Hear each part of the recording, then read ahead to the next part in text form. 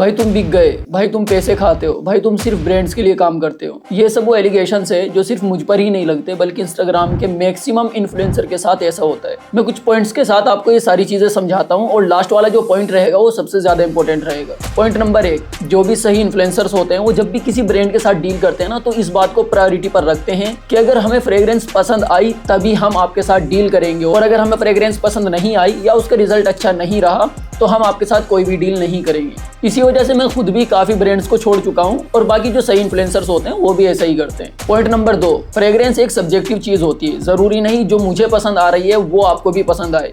For example, एक influencer को ना एक फ्रेग्रेंस काफी ज्यादा पसंद आ रही है लेकिन आप उसकी हाइप में उसको खरीद लेते हैं, लेकिन बाद में आपको पता चलता है कि ये तो आपके चॉइस के बिल्कुल अपोजिट है। पॉइंट नंबर 3, कोई इन्फ्लुएंसर आपको कुछ भी बोल ले या अपनी वीडियोस में आकर कुछ भी बात कर ले, एट द एंड पैसे तो आपके ही जाने वाले हैं। इसीलिए कोई भी फ्रेग्रेंस खरीदने से पहले अपनी खुद की जिम्मेदारी समझते हुए रिसर्च करो और उसके बाद ही वो फ्रेग्रेंस खरीदो। कोई भी फ्रेग्रेंस खरीदने से पहले उसके नोट्स अपनी चॉइस के हिसाब से मैच करो। अब चाहे वो इन्फ्लुएंसर बता रहा हो या फिर आप खुद से खरीद रहे हो, ये सबसे ज्यादा इंपॉर्टेंट है कि उसके जो नोट्स है वो आपकी चॉइस के हिसाब से मैच करना जरूरी है, तभी आपको वो फ्रेग्रेंस पसंद आएगी। पॉइंट नंबर 4, ये पॉइंट आपको थोड़ा सा कड़वा लग सकता है। देखो, जितने भी इन्फ्लुएंसर्स होते हैं या जितने भी फ्रेग्रेंस कलेक्टर होते हैं उनकी जो नोज होती है वो थोड़ी ट्रेंड होती है। ये लोग जितने अच्छे से फ्रेग्रेंस को समझ सकते हैं उसके लिए शायद आपको थोड़ा टाइम लगे। पॉइंट नंबर 5, आपके लिए सबसे जरूरी पॉइंट, इंस्टाग्राम के जो इन्फ्लुएंसर्स होते हैं वो टारगेट करते हैं ब्रांड्स को और जो यूट्यूबर्स होते हैं वो टारगेट करते हैं ऑडियंस को। इसीलिए इंस्टा पर जिस टाइप का कंटेंट बनाना पड़ता है वो उस टाइप का होता है कि ब्रांड को देखते ही पसंद आ जाए